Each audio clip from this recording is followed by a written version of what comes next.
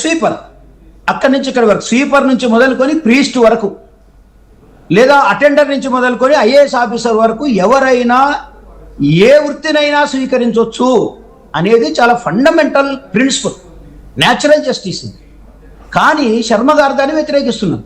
ఏమంటున్నాడు ఆయన? వినబడుతుందా అండి? వినపడుతుంది, మాట్లాడండి.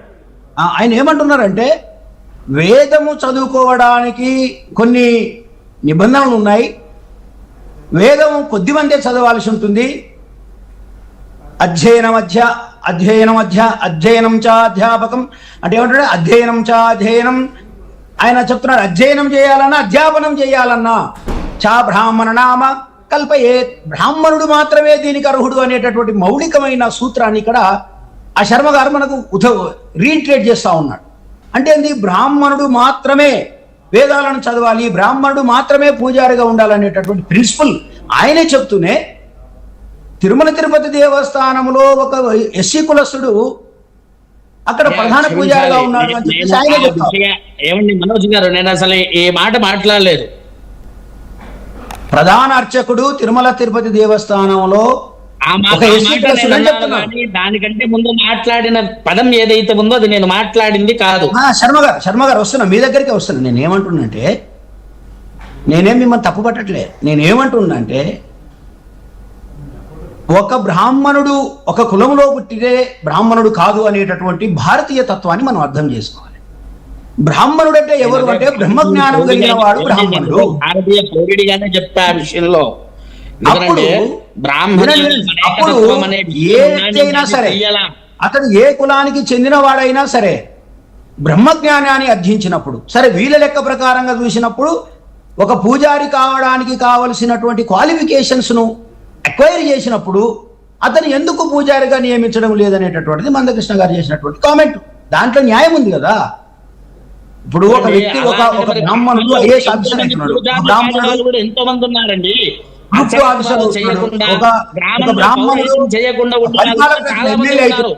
అవుతున్నాడు, ఎంపీటీసీ అవుతున్నాడు, జడ్పీటీసీ అవుతున్నాడు. ఒక బ్రాహ్మణుడు ఇన్నైనప్పుడు ఒక ఎస్సీ కులస్తునికి మాత్రం కొన్ని మాత్రమే చేయాలి, కొన్ని చేయకూడదు అనేటటువంటి నిబంధన పెట్టడం అనేటటువంటిది వివక్షపూరితమైనటువంటి వ్యవహారం తప్ప మరొకటి కాదు. ఏ దేవుడు కూడా అలా చెప్పడు.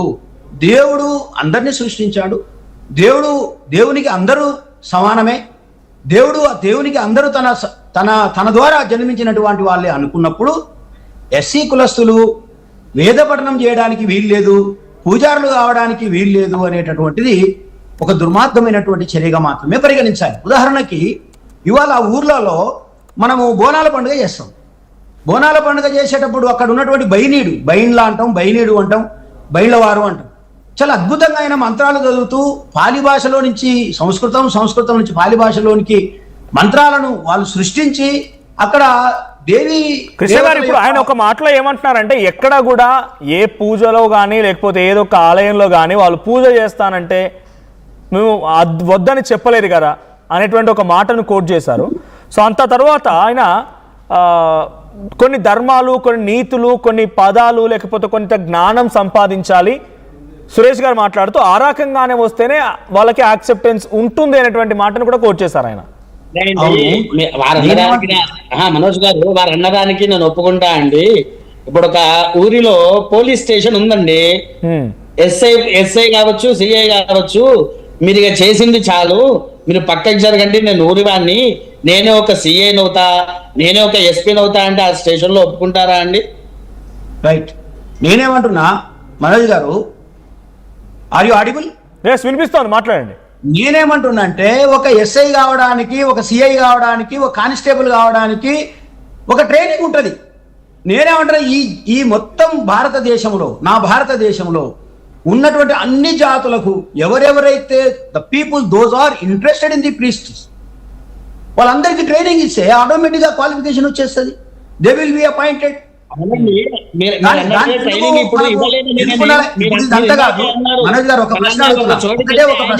నిశాంత్ గారు ఒక క్వశ్చన్ అడుగుతున్నారు, ఆయన కృష్ణ గారు ఒక క్వశ్చన్ అడుగుతున్నారు.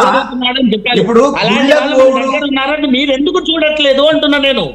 No, no, కేవలం that is బ్రాహ్మణులే different. కాదు. ఉన్నారు. ఇలాంటి లేరు అని వాళ్ళు నేను ఇక్కడ అనట్లేదు. మన దగ్గర తెలంగాణ అంటే- ప్రాంతంలో చాలా మంది ఉన్నారు. వాళ్ళందరూ మీ కంటికి కనిపించట్లేదా? బ్రాహ్మణులు కాదు నేను అంటుంది, ఇతర కులస్తులే. ఇలా ఏదో కక్షకో గొడవ పెట్టుకోవడానికి ఒక్క నిమిషం నిశాంత్ శర్మ గారు అనేది క్వశ్చన్ అడుగుతారు కదా, మళ్ళీ ఒక్క నిమిషం హోల్డ్ లో ఉండండి. కృష్ణ గారు మీరు క్వశ్చన్ అడగండి, చెప్పండి.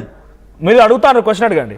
ఎస్, నేనేమంటున్నా, గుళ్ళకు పోవుడు పూజారవుడు అనేటటువంటి పెద్ద ప్రశ్న వదిలేస్తే చిన్న మాట, నిన్న మొన్న కూడా హైదరాబాద్కు కూతవేటు దూరంలో ఉన్న రంగారెడ్డి జిల్లాలో ఎస్సీ కులస్తులు గుళ్ళ దగ్గరికి వెళ్తే అక్కడ ఏదైనా ఆచార సాంప్రదాయాలను ఆచరించాలని చూస్తే ఊరంతా ఏకమై తరిమి కొట్టినటువంటి సంఘటన నిన్న మొన్నగా చూసినాం కదా మనము.